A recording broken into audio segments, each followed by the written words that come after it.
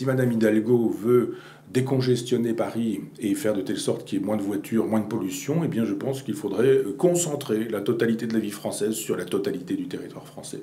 Faire de telle sorte que nous n'ayons pas besoin de venir à Paris, de monter à Paris, de travailler à Paris, de trouver du travail à Paris parce que le travail est à Paris.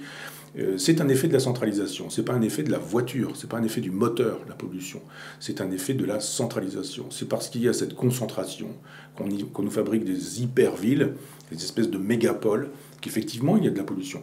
Et c'est évidemment comme ça que les choses se passent. Il y a plein de gens qui auraient envie de travailler là où ils habiteraient, dans des endroits qui seraient des villages, de la campagne, de la province, où on pourrait effectivement prendre son vélo pour se déplacer sans risquer de se faire écraser par des voitures, des camions, des bus, je ne sais quoi.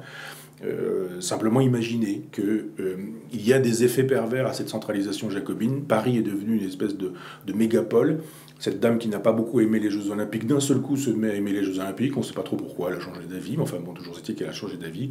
On ne me fera pas croire que cette dame puisse pénaliser des chauffeurs de taxi, pénaliser des livreurs, pénaliser des gens qui se déplacent dans Paris, et qu'en même temps, quand il y aura les Jeux Olympiques, elle ne pénalisera pas plus encore, elle ne polluera pas plus encore. Je vois mal comment on pourrait éviter, avec les concentrations que permettront les Jeux Olympiques à Paris, comment on pourra éviter à ce moment-là une pollution qui sera terrible, qui sera évidemment terrible.